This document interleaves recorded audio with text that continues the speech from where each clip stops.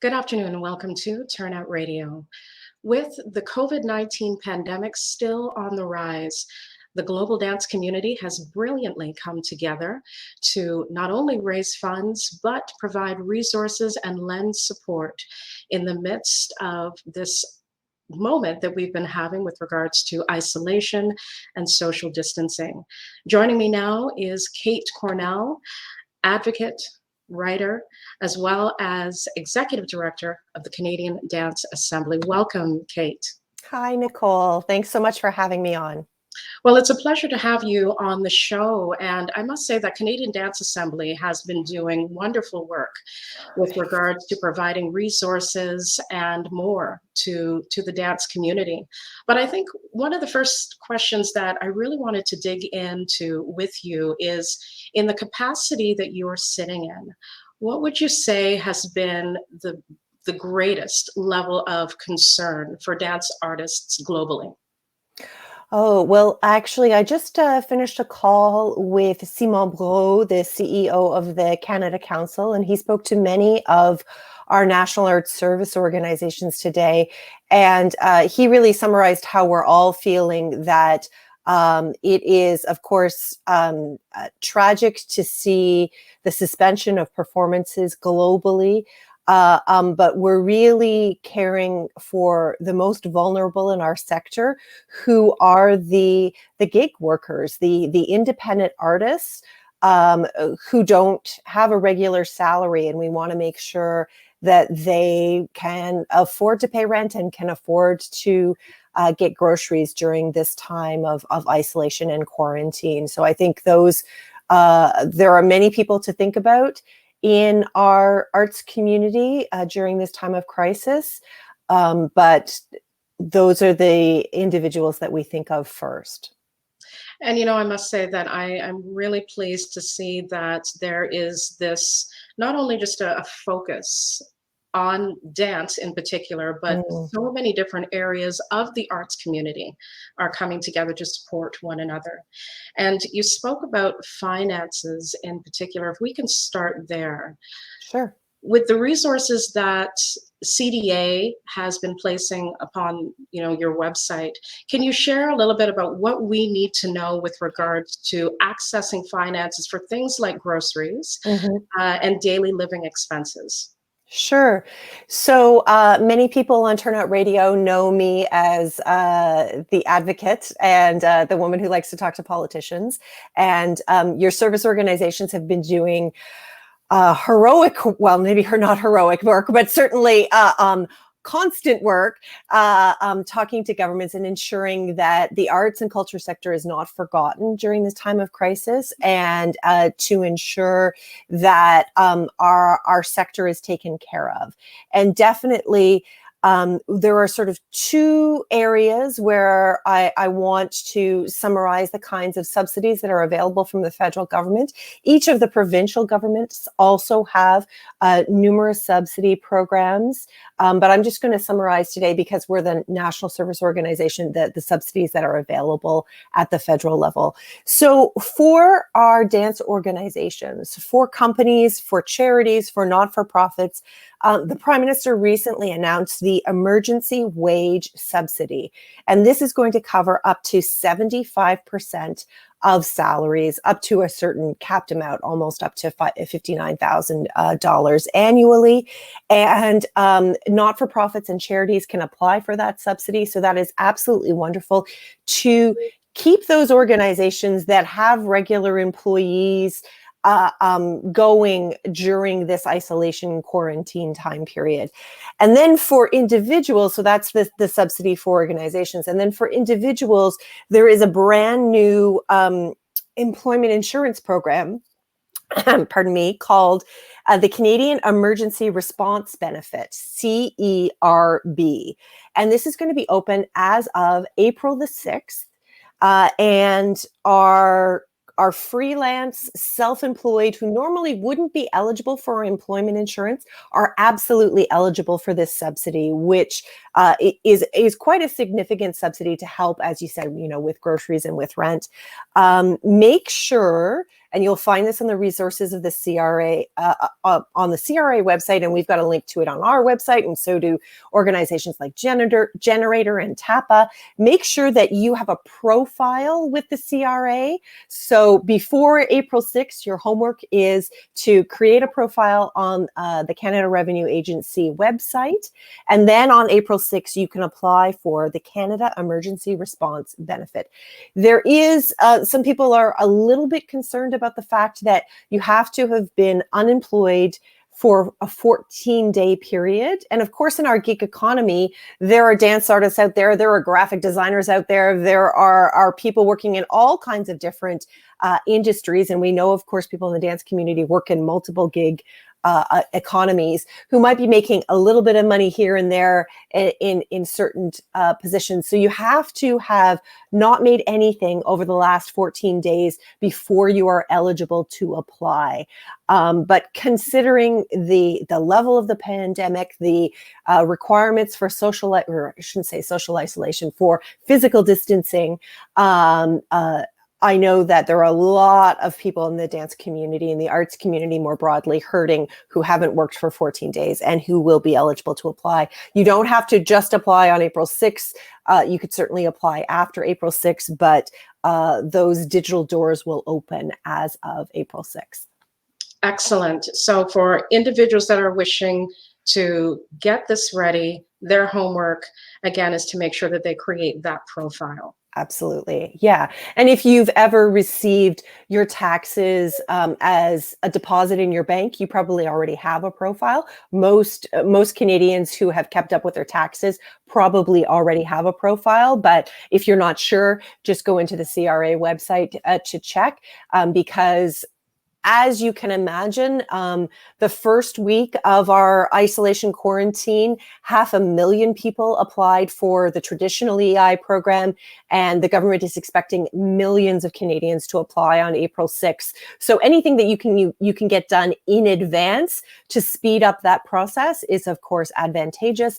And there's going to be a 2-week wait period, which I can tell you, having worked with government for a very long time, 2 weeks is lightning speed for the government. So they are really working very, very hard to ensure that Canadians in need get that Canada Emergency Response Benefit as soon as possible.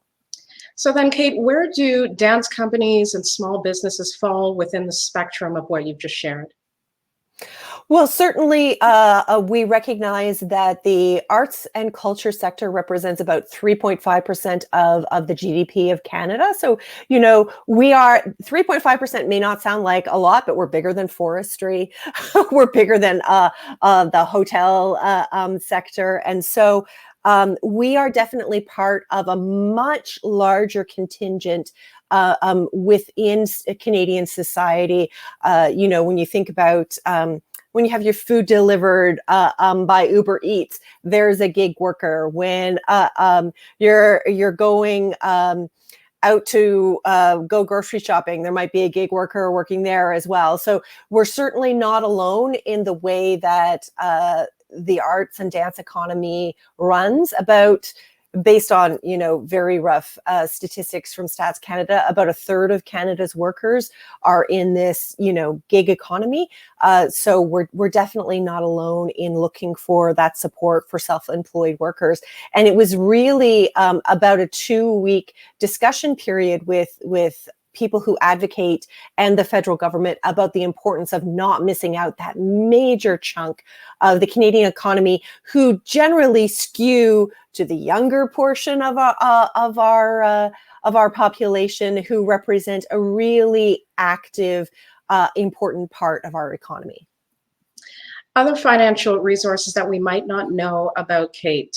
There's so many different pieces of news that are coming at us on social media, in the news, with regards to these wonderful resources. But what do we not know that you'd like to share with us today? Right. And I would really like to emphasize, Nicole, that these are overwhelming, anxiety-inducing times. And what your service organizations are trying to do is to curate and filter that information in resources that You don't have to go, spending an hour going deep dive into the internet to try and find these resources. If you go to not just the CDA's website, but you go to Generator's website, you go to Healthy Dancer Canada, you go to the DTRC, you go to CHRC, a lot of these service organizations have these resources listed on their website. So I wanted to draw your attention to the AFC. And the AFC is basically the lifeline, the emergency fund for the arts and entertainment industry. It is an incredible resource. I'm so glad that we have it at this point in time. We had Executive Director of the AFC, David Hope, on one of our community calls last week with individual artists talking about the crisis funding that is available. So if you are struggling today and you're thinking, I can't wait until 2 weeks after April 6th for this employment insurance new program to kick in. I need money today. I'd really like you to call the AFC, and their website is listed here on the banner below, because they're there with bridge funding to help the most vulnerable in our sector, most often independent artists. Certainly, I'm very conscious of equity-seeking artists in this time of need. So I really, really encourage you to think about the AFC. And I really encourage our community to, if you need help, ask for help. We have such an incredible network of people who are going through the same thing. You are not alone. Talking to more than 100 dance artists last week, it is emotional. It is difficult to see your living disappear so quickly.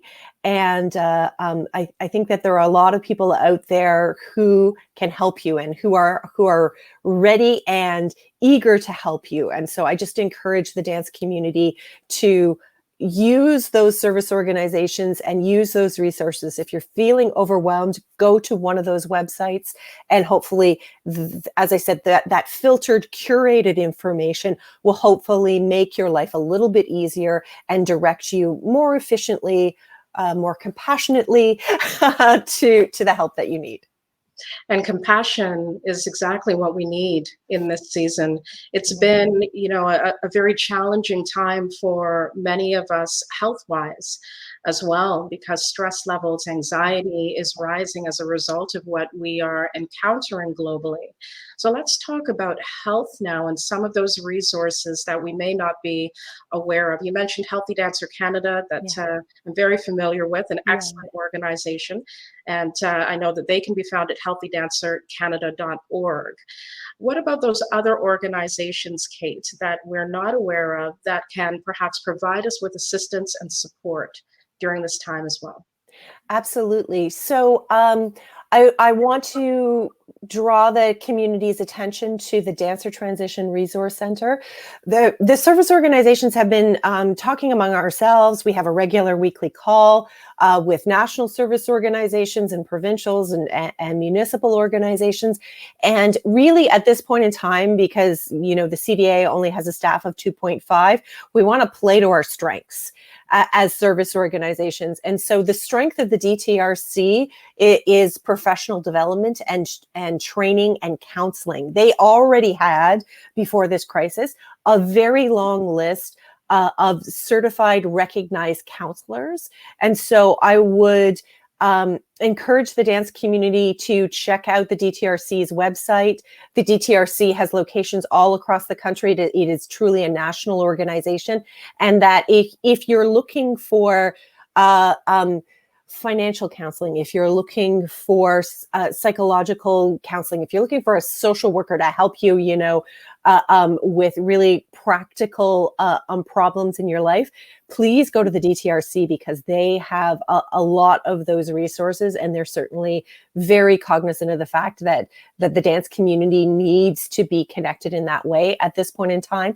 I have been so overjoyed to connect with Healthy Dancer Canada, because, as you know, Nicole, they have a really vast network of health professionals that can definitely support the community. You know, before the pandemic, they were helping with injuries and helping to keep our dancers working, because 80% of dancers work injured and go to work sick. I hope that this pandemic changes that. But I would absolutely encourage the community to reach out to Healthy Dancer Canada and look at the resources on their website. There are many other resources that are happening out there in terms of meditation. I've seen the Love In do some meditation workshops online. And again, I would encourage the community to look at those curated lists, because if you're feeling overwhelmed like I am, I don't want to see something that just goes on and on and on, and I just get paralyzed with too much choice. I think that we need to take care of ourselves and focus on what we can do. And if that is a meditation class and breathing, if that's a yoga class, if that's talking to a certified, recognized counselor through services from your service organization, you know, take care of yourself, because this is not a sprint. This is a marathon, and we have a lot more time in isolation and quarantine. And I think what is going to be, if it's at all possible, even harder, is going to be that period when we come back and when we try and figure out, when will Canadian society be ready to come to the theater again? And when will it be safe to have mass gatherings of more than 2 people? And all those questions are very much in our future. So please remember that this is definitely a marathon. It really is. And as far as we look ahead, it could be months long of a marathon that we have to unfortunately look forward to. Yeah, and there's a really important date that I want to draw your attention to. The Canada Council's website has a frequently asked question page related to COVID-19, and it talks a lot about travel grants and productions. And the date that they have put as the end date of where they won't fund any touring productions or any travel until is July 31st.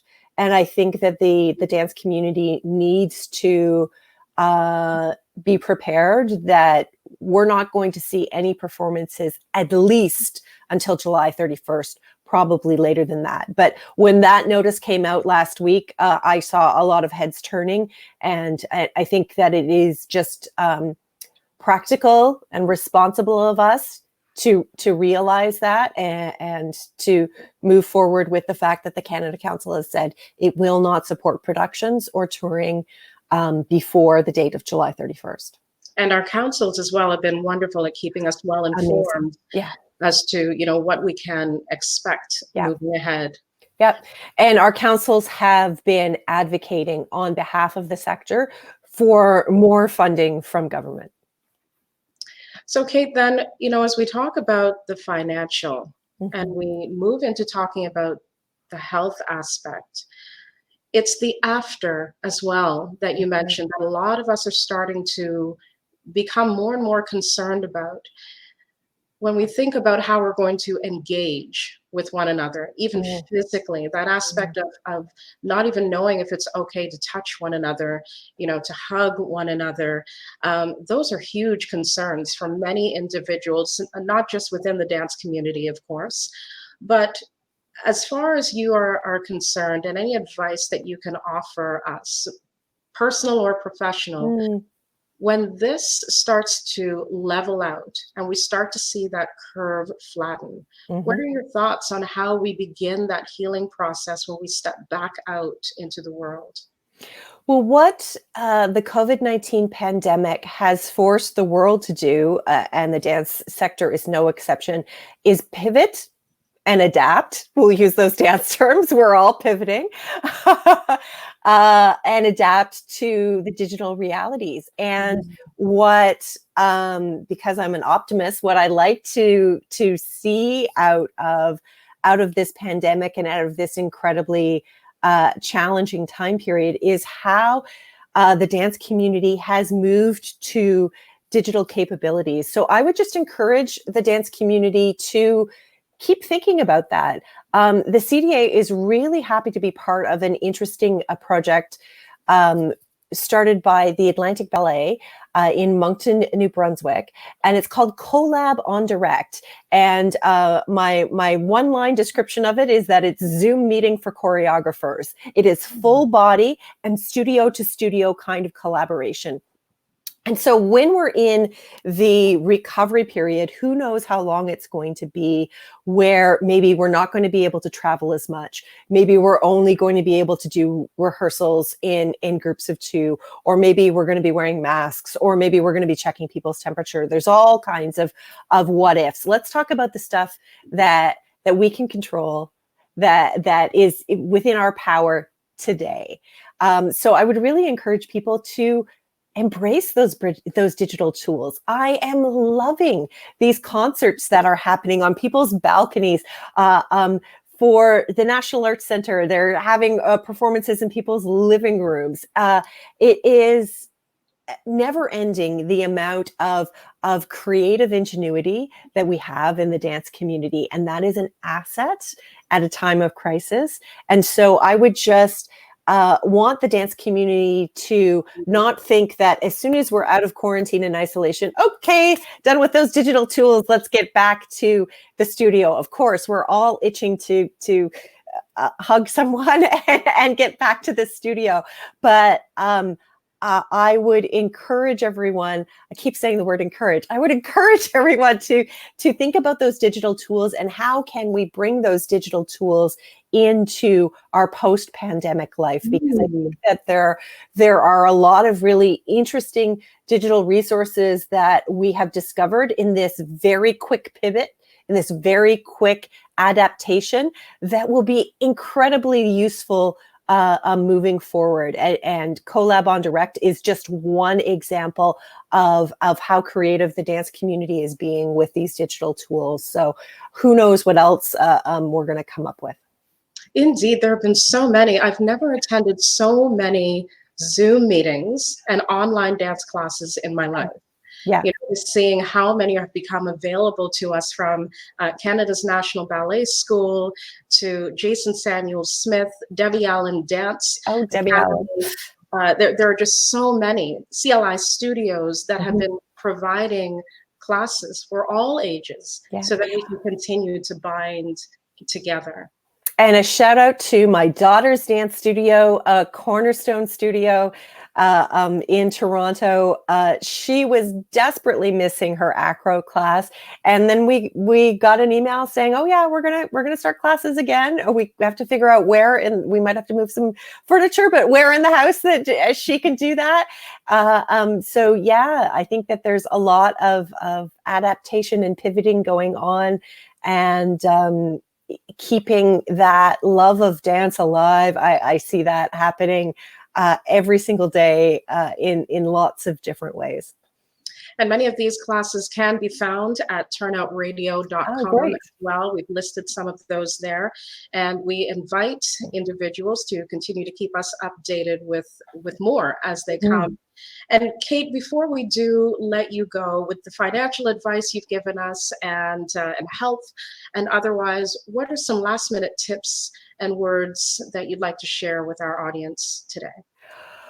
Oh, maybe a little bit of lightness. I saw on some social media platform somebody talking about how, you know, our skills in the studio may not be being criticized for, you know, not applying it to real life, but I feel every time I go outside my door into my neighborhood, I'm playing Balance the Space. You know, you keep your neighbor on the other side of the street, and you're always like, you're still having a conversation, but you're still balancing the space. So I guess I would just try and encourage everyone to find that moment of lightness in every day. I'm trying and I'm struggling, and all we can do is work at it together and continue to talk to each other. I guess one more thing I would add is the CDA is hosting meetings every couple of, probably about bi-monthly meetings with individuals and with companies. You don't have to be a member of the CDA, just to share knowledge together, but also to build community and sort of give each other a digital hug for now. Yes, a digital hug. I love that. Yeah. And your website continues to share important information that we need to know, as well as organizations that we are encouraged to follow, because there have been some fantastic town halls that you've been attending as well, that the dance community can be aware of and can also attend.